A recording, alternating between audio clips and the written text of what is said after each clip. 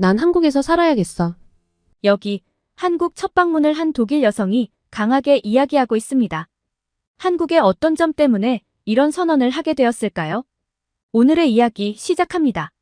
안녕하세요. 저는 독일 베를린에 살고 있는 마리입니다. 저는 독일에서 의사로 일하고 있는데 얼마 전 암치료와 관련한 학회 참석을 위해 한국을 방문할 일이 생겨 생애 처음으로 한국을 방문하게 되었답니다. 제가 이제부터 들려드릴 이야기는 그 이후 한국에서 보냈던 휴가와 관련된 건데요. 먼저 한국 분들께 죄송하다는 말씀을 드려야 할 것 같네요. 한국 분들 중 독일에 대해서 꽤 좋은 이미지를 가지고 계신 분들이 많다고 알고 있거든요. 독일 자동차도 많이 가지고 다니시고 독일 제품들을 신뢰의 이미지로 생각하시는 분들이 많던데요. 제가 독일의 실상을 말씀드리면 다들 놀라실 것 같거든요. 제 이야기를 들으시면 독일 이미지가 와장창 깨질 텐데 미리 사과드릴게요. 제가 학회 참석 이후 독일로 돌아가지 않고 한국에서 휴가를 보내기로 한 건 친구 때문이에요. 제 친한 친구가 1년 전 한국의 대학의 교수로 임용이 되어 한국에 와 있는데 친구와 함께 시간을 오래 보내고 싶었거든요. 저희는 서울의 명소뿐만 아니라 강원도까지 방문해서 즐겨보기로 했습니다. 제 친구도 한국에 와서 적응하기 바빠 유명한 곳들은 좀 가봤지만 서울 밖을 벗어나 본 적은 없다고 했기 때문에 둘 다 굉장히 두근거렸죠. 저는 따로 숙소를 잡지 않고 친구의 서울 집에서 머무르며 서울 관광을 하기로 했는데요. 친구의 서울 집에서 보낸 첫날부터 말문이 막혔습니다. 여러분, 저는 한국에 대해서는 SNS나 뉴스들을 통해 어느 정도 알고 있다고 생각했거든요. 처음으로 여행을 가는데 얼마나 많이 찾아봤겠어요? 가보고 싶은 맛집과 명소들을 고르며 한국 여행을 해본 독일인들의 후기를 엄청 많이 봐서 한국에 와서 내가 특별히 놀랄 건 없을 거야 라고 생각했는데요. 직접 경험해본 한국은 제 생각과 완전 달랐습니다. 이게 일상이라면 한국인들의 일상은 완전 판타지 소설이나 마법이라고 생각할 정도로요. 대체 무엇 때문에 이렇게 놀랐는지 궁금하시죠? 학회가 종료되고 친구를 만나서 제일 먼저 한 일은 마트 구경이었어요. 시식도 야무지게 받아먹고 먹어보고 싶었던 한국의 과자도 담고 신나게 장을 봤죠. 그런데 돌아오는 길에 친구가 빼놓고 못 산 물건이 있다고 하더라고요. 강원도에 가서 좀 많이 걸을 예정이니 두툼한 양말을 사려고 했는데 깜빡했다면서요. 그래서 제가 그럼 지금 다시 갔다 오자고 했는데 친구가 웃으면서 그럴 필요 없다고 하는 거예요. 그리고 제게 놀라운 걸 보여주겠다고 했죠. 지금 택배 주문을 하면 다음날 아침에 집 앞에 놓여 있을 거라는 거예요. 친구가 외국 생활이 힘들어 실성한 줄 알았습니다. 말도 안 되는 이야기잖아요. 그래서 제가 거짓말하지 말라고 그냥 지금 다시 갔다 오자고 했는데 친구가 그냥 집으로 가버리더라고요. 뭐 양말이야 필수품은 아니니까 없어도 관광에 지장은 없을 테니 괜찮을 거라 생각해서 저도 입을 다물었고요. 그런데 제가 쉬고 있는데 친구가 제 눈앞에 휴대폰을 들이대더군요. 양말 디자인을 고르라고요.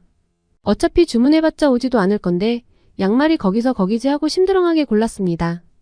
그리고 다음날 아침 친구가 눈을 뜨자마자 현관문을 열고 나가더라고요. 아침부터 운동을 가나? 했는데 택배를 들고 들어왔습니다. 정말 기절할 뻔했어요. 귀신이 놓고 간 것 아닐까 생각도 들었는데 친구가 문자를 보여주더라고요. 택배기사님이 배송 완료가 되었다고 사진까지 첨부해서 보내준 문자에 귀신이 아니구나 했죠. 친구 말로는 새벽 배송이라고 하더라고요. 이렇게 새벽 배송으로 물건을 받을 수도 있고 그냥 일반 택배도 제작이 오래 걸리지 않으면 발송부터 수령까지 길어봤자 하루 이틀 이내라고 했습니다. 세상에나 독일에서는 꿈에서도 못 볼 일입니다. 독일에서 택배 자체는 3, 4일 이상은 기다리는 게 기본입니다. 1주 후, 2주 후 배송도 흔하고요. 더 걸리는 경우도 있습니다. 이사 갈 때 제가 침대를 주문했었는데 12주 후에 받았죠. 그런데 택배기사분이 다음날 아침에 배송을 해주시고 확인하기 위한 문자를 보내주시다니. 독일에서는 택배를 알 수 없는 집에 맡겨놓는다든가 우리 집까지 올라오기 싫어 다른 곳에 두는 경우가 많거든요. 일단 한국처럼 집 앞에 택배를 놔두는 것도 잘 볼 수 없죠. 한국처럼 택배를 집 앞에 두고 간다면 아마 누군가가 남의 집 문 앞 택배를 다 털어갈걸요. 그리고 독일 택배는 기본적으로 사람이 받는 게 원칙이거든요. 우편함에 마리라고 쓰여져 있으면 마리에게 배달을 하는 형식이죠. 그러니까 제가 집에 있는데 저희 집에 아버지 이름이 우편함에 쓰여 있으면 저는 택배를 받을 수 없어요. 집에 없다면 어떻게 하냐면요. 종이를 우편함에 남겨둡니다. 그 종이를 들고 지정된 우체국에 가서 신분증과 종이를 내고 택배를 수령할 수 있죠. 바빠서 하루 이틀 정도 지나서 가면 제 택배를 어디다 뒀는지 찾지 못해 없다고 우기는 경우가 있긴 있지만요. 그런데 제 택배를 이웃에게 맡겨놓는 게 제일 미칠 노릇입니다. 이웃과 생활 패턴이 맞지 않는 경우는 찾기가 어려워요. 그래도 이웃이 제 택배를 받아주면 괜찮은 편이죠. 바로 옆집이 제 택배를 안 받아주는 경우도 많습니다. 그럼 어떻게 되냐고요? 이웃에게 전달하였음이라고 종이에 쓰여져 있고 인터넷으로 조회해보면 수령인의 이름이 뜨는데 우리가 이웃 이름을 다 알고 살지 않잖아요? 네, 맞아요. 상상하시는 대로 배를 일일이 눌러보며 택배를 찾아야 합니다. 아니면 건물 게시판에 쪽지를 붙이죠. 저도 예전 집이 4층이었는데요. 제가 집에 있었는데도 기사님이 4층까지 올라오기 싫으셨는지 2층에 있는 이웃에 택배를 맡기고 이웃에게 전달하였음이란 종이를 남기고 갔죠. 이쯤 되면 택배기사님께 연락하면 되지 싶으시죠? 그런데 택배기사님의 이름과 연락처는 오픈이 안 됩니다. 개인정보이기 때문이죠. 개인정보 보호는 중요하죠. 저도 물건만 잘 온다면 기사님 연락처는 필요가 없습니다. 그런데 독일 택배기사님은 귀찮아서 배를 눌러보지 않는 건 일상이고 이웃에 맡기거나 귀찮으면 그냥 반송 처리해버릴 경우가 정말 많습니다. 택배회사에 전화해서 항의하면 제가 이야기하는 도중 끊거나 판매자에게 이야기하라며 회피를 하죠. 한국 분들은 아니, 독일 사람들은 택배 시스템에 불만이 없나 싶으시죠? 태어나서 지금껏 원래 그런 나라에 살아서 저는 다들 이렇게 사는 줄 알았어요. 비교 대상이 있어야 불만이 생기는데 비교 대상이 없었으니까요. 제 친구가 한국 생활 만족도가 굉장히 높다며 독일 돌아가면 답답해서 못 살 것 같아 라고 했는데 만족도에 굉장히 큰 비중을 차지하는 것이 바로 한국의 택배라고 합니다. 로켓 배송이라는 명칭으로도 부른다고 하더라고요.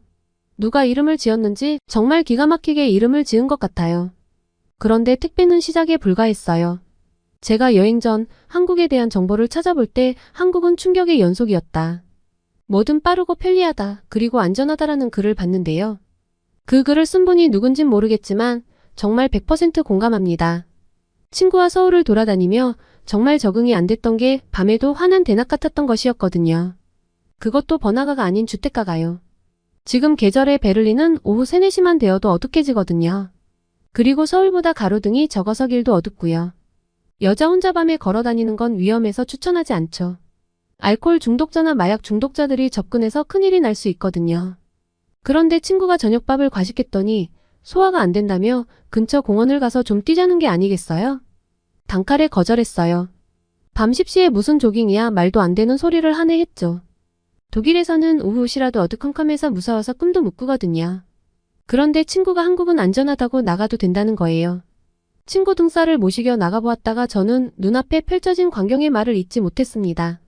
아파트 단지 뒤에 작은 공원인데 가로등이 많이 설치되어 환한 건 물론 사람들이 아주 평온한 표정으로 강아지 산책을 시키거나 벤치에 앉아서 이웃과 이야기를 하고 있었죠. 여성 혼자 이어폰을 끼고 조깅을 하는 모습, 유모차를 밀며 부부가 밤 산책을 하는 모습도 볼 수 있었고요. 주변에 마약 중독자나 알코올 중독자는 찾아볼 수 없었습니다. 한국에 대한 정보를 찾아보며 한국이 안전한 나라다, 밤에 돌아다녀도 된다는 이야기는 많이 봤지만 관광명소에 가는 관광객 한정인 줄 알았어요. 이렇게 일반 시민들이 살고 있는 평범한 동네도 치안이 좋을 줄은 상상도 못했어요. 그리고 사실 유럽에서 독일은 아주 치안이 나쁜 편은 아닌 나라입니다. 유럽 중에서는 그래도 독일이 좋은 곳이라고 생각해서 저는 나름 자부심이 있었거든요. 그런데 한국과 비교하니 비교 대상 자체가 될 수 없을 정도네요. 저는 안전한 공원에서 친구와 함께 가볍게 뛰며 한국의 밤 공기를 즐겼는데요. 밤에 이렇게 평화롭다는 것이 도무지 적응이 안 되더라고요. 그리고 한국인들의 평온한 일상 한켠을 엿보니 독일에서의 생활은 너무 불편하고 위험한 면이 많다고 느껴졌죠. 그리고 다시 우중충한 독일로 돌아가기 전에 밝고 빛나는 도시, 서울을 좀 더 즐겨야겠다고 다짐했어요. 일주일가량 친구와 함께 둘러본 서울은 몹시 흥미롭고 재미있었습니다. 저는 일반적으로 많이들 가는 관광지도 갔지만 친구가 근무하는 대학에도 놀러가서 식당에서 밥도 먹었는데요. 이 학교 학생 식당의 밥이 정말 인상적이더라고요. 한국 학생들은 정말 축복받았어요. 사실 독일 음식은 맛이 없거든요. 많은 분들이 독일 음식 하면 딱 떠오르는 게 없으시죠? 소시지와 맥주 정도가 떠오르실 거예요. 한국에 와서 보니 새삼 더 비교가 되어서 정말 독일 음식에 대해 말할 게 없네요. 독일의 일상적인 식사는 그냥 호밀빵을 썰어 햄과 슬라이즈 치즈를 끼워 먹는 정도입니다. 대학생 때 학교 식당에서는 소시지를 요리한 커리부어스트에 감자튀김이나 감자 샐러드를 주로 먹었네요. 간식으로는 파프리카나 당근, 오이를 썰어서 소스를 찍어 먹어요. 저만 이런 게 아니라 독일인의 일상적인 식사가 이렇습니다. 그런데 한국 음식은 독일인인 제가 느끼기에는 마치 무지갯빛 같았습니다. 조리법이 다양해서 다 먹어보려면 몇십 년이 걸릴지도 모른다는 생각이 들었거든요. 특히 경복궁 근처에 갔다가 먹어본 삼계탕은 제 인생 음식으로 등극했죠. 따뜻하고 고소해서 한 그릇을 싹싹 다 긁어 먹었어요. 그런데 이 삼계탕도 뭘 넣고 끓이느냐에 따라 종류가 여러 가지라면서요? 한국인들은 어쩜 이렇게 천재적일까요? 건강과 맛을 둘 다 잡다니. 아, 그리고 친구가 끓여준 라면도 맛있었어요. 김치는 좀 매웠지만 라면과 김치를 같이 먹으니까 별미더라고요. 전반적으로 독일 음식에 비해 짜지 않으면서도 메인 요리와 밑반찬들의 영양 밸런스가 좋다는 것이 제 인상이었습니다. 제가 이렇게 많이 먹을 수 있다는 걸 한국에 와서 알게 될 정도로 한식에 푹 빠지게 되었지만 대학교 학생식당은 그냥 구경만 하려고 했어요. 밖에 맛있는 게 널렸는데 여행지에서 소중한 한 끼를 그저 그런 음식으로 채울 순 없잖아요. 그런데 친구가 학생들이 이용하는 학식을 꼭 먹어봐야 한다는 거예요. 무슨 대학교 식당까지 가라고 한담 속으로 투덜대며 들어갔는데 저는 학교 식당의 규모와 다채로운 메뉴에 두 눈을 의심했습니다. 친구 말로는 학생 식당이 여러 군데인데 그중 하나라고 하더라고요. 저는 여기서 한국 사람들의 피부가 윤기가 흐르고 부드러운 이유를 찾은 것 같았습니다. 제가 들어가 본 학생 식당은 뷔페식이었는데 밥과 국, 반찬까지 끝내주는 차림이었습니다. 게다가 한켠에는 비빔밥을 먹을 수 있게 소스와 채소를 갖춰놓았고 또 다른 쪽에는 계란 프라이를 해먹을 수 있도록 프라이팬도 갖춰놨더라고요. 제가 관광지에서 먹었던 것들이 다 맛있고 화려했지만 관광객을 상대하는 번화가의 맛집이니까 이럴 거라고 생각했는데 평범하게 학생들이 이용하는 식당들이 이 정도라니 한국 식문화는 대체 얼마나 발달한 걸까요? 식생활이 좋아 균형 잡힌 영양 공급이 꾸준히 이루어지니 다들 피부가 맨질맨질하게 좋은 거 아닐까요? 맛있는 냄새가 코를 찔러 친구를 졸라 사 먹어봤는데요. 누가 이렇게 매일같이 밥을 해준다면 평생 먹을 수도 있겠다는 생각이 들었습니다. 제어가 안 되어서 너무 많이 먹게 되는 게 유일한 흠이랄까요? 친구가 한국 학생들은 굉장히 똑똑하다던데 영양 가득한 음식 덕분 아닐까요? 한국을 둘러보면 둘러볼수록 뭐든 주어진 것에서 최고를 찾아내는 방법을 본능적으로 알고 있는 것 아닐까 하는 생각이 많이 들었는데 강원도로 가는 길에 저는 한국인들은 민족성 자체가 무엇이든 최고를 추구하는 민족이란 것에 확신을 가지게 되었습니다. 저와 친구는 고속버스를 타고 강원도로 가기로 했는데요. 여행을 망칠까봐 슬며시 불안해지더라고요. 독일 고속버스는 저렴하긴 하지만 연착도 자주 되고 느리거든요. 고속버스를 이용하며 맘 편히 이용해본 적이 없는 것 같네요. 30분 정도 밖에서 떨며 기다리는 건 일도 아니죠. 연착을 했을 때 문자 알림이 제때 오지도 않습니다. 그냥 자기들 내킬 때 보내는 것 같아요. 1시간을 기다렸는데 버스가 안 와서 취소되었나 보다 하고 다음 버스를 타려고 하니 이전 티켓 가지고는 못하게 하며 가격을 3배나 올려받은 적도 있었어요. 기차를 타라고요? 독일 기차도 마찬가지예요. 독일 기차가 좀 더 악명이 높죠. 평상시 5분, 10분 늦는 건 기본이고 30분에서 2시간 정도 늦는 경우도 정말 많아요. 제일 최악은 취소까지 되는 경우도 있죠.